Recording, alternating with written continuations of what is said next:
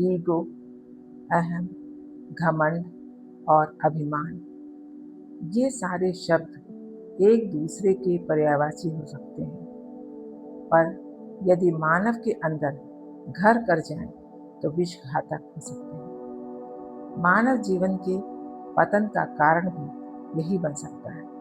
इसलिए हम सबको बहुत सावधानी बरतनी चाहिए। वैसे ये एक खतरनाक शब्द है जिसका स्वयं को पता लगते लगते काफी समय लग जाता है और तब तक काफी नुकसान हो गया होता है। सतर्क रहें, निरीक्षण करते रहें, अहंकार और स्वाभिमान के बीच का अंतर जानें, क्योंकि दोनों के बीच बहुत महीन रेखा जैसा अंतर है। अनफॉरगेटेबल मोमेंट्स विद बाबूजी में आप सबका हार्दिक स्वागत है। शायद आपसी दूरियां बढ़ाने में भी अहंकार की महत्वपूर्ण भूमिका होती है। मुझे तो लगता है क्रोध, लोभ, मोह, माया शायद ईश्वर द्वारा प्रदत्त गुण हो सकते हैं, लेकिन अहंकार मानव निर्मित है, जिसे दूर करना भी मानव का ही कर्तव्य है।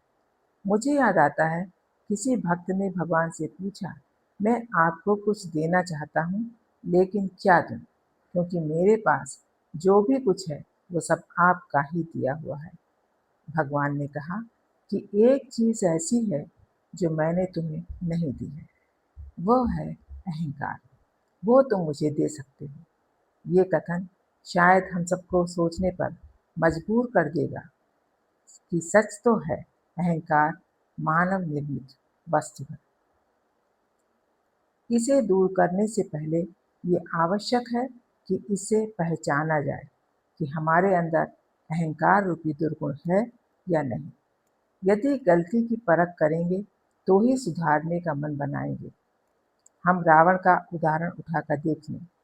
इतना विद्वान शिव भक्त था, लेकिन उसके अहंकार ने ही उसका विनाश कर दिया और पूरी सोने की लंका जलकर राख हो गई।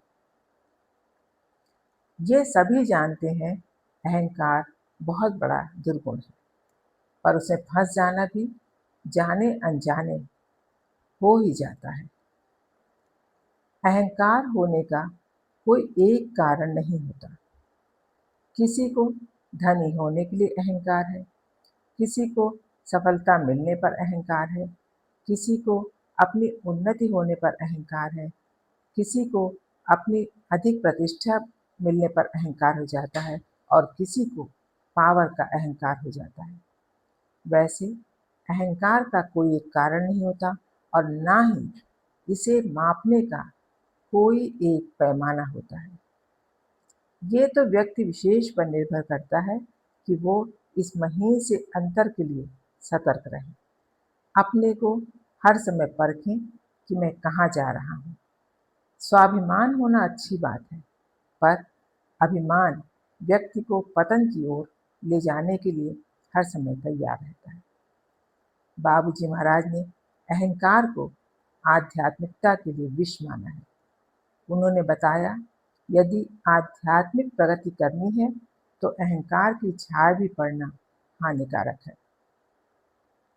आध्यात्मिकता और अहंकार एक साथ नहीं चल सकते। कई बार बाबूजी महाराज ने भी ये महसूस किया कि कभी कभी थोड़ा सा भी प्राप्त कर लेने के बाद अपने को बहुत ऊंचा समझने लगते हैं सभी लोग, जिसके लिए उन्होंने कहा, जिसको मिल गई गांठ हल्दी की वो समझा कि मैं हूँ पंसारी। पंसारी मतलब जो आटा, दाल, चावल, मिर्च, मसाले आदि बेचते हैं।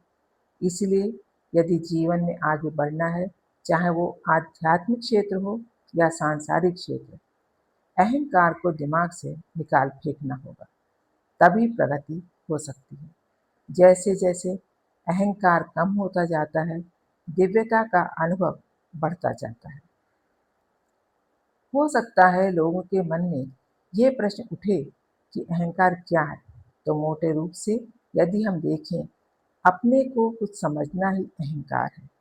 अहंकार, घमंड ऐसा दुर्गुण है जो हमें ईश्वर के पास पहुंचने ही नहीं देता, बल्कि दूर कर देता है। बाबूजी ने तो कहा है, यदि अहंकार का त्याग करना है तो आत्मसमर्पण ही इसकी पहली सीढ़ी है। यदि समर्पण हो जाएगा तो जो कुछ होगा वो बाबूजी महाराज द्वारा ही होगा। जब करने वाले वो हैं तो हमारे अंदर तो अहंकार की बू भी नहीं आ सकती। उन्होंने अहंकार की खुसूसियत या विशिष्टता बताते हुए तो यहाँ तक कहा है कि जैसे जैसे मनुष्य में अहंकार कम होता जाएगा उसे दिव्यता का अनुभव बढ़ता जाएगा।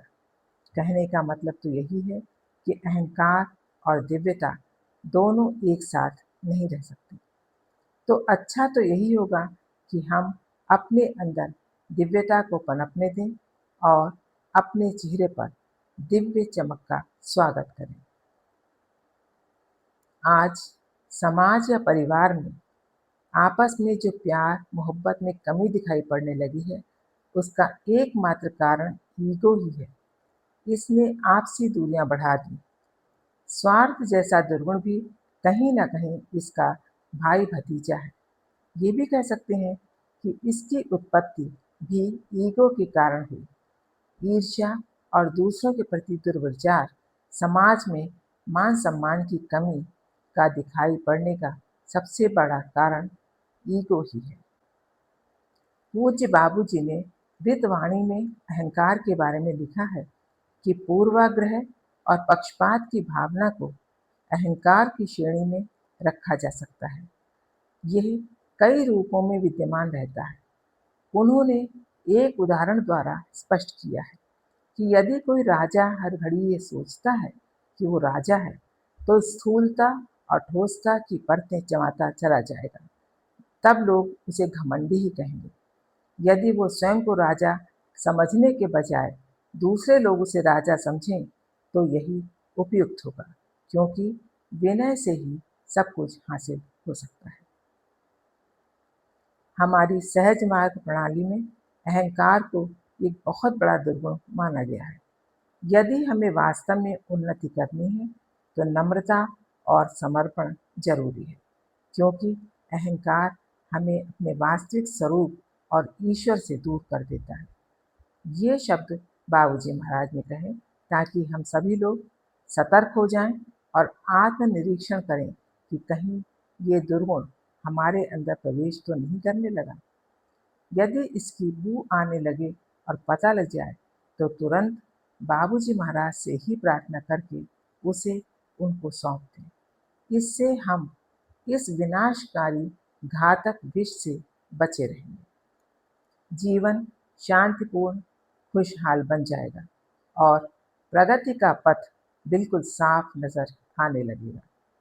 यदि हम अहंकार की धूल उस पर से हटा दें तो मंजिल मिलने में समय नहीं लगेगा और मंजिल साफ नजर आएगी। ईश्वर का साथ हमेशा महसूस होता रहेगा।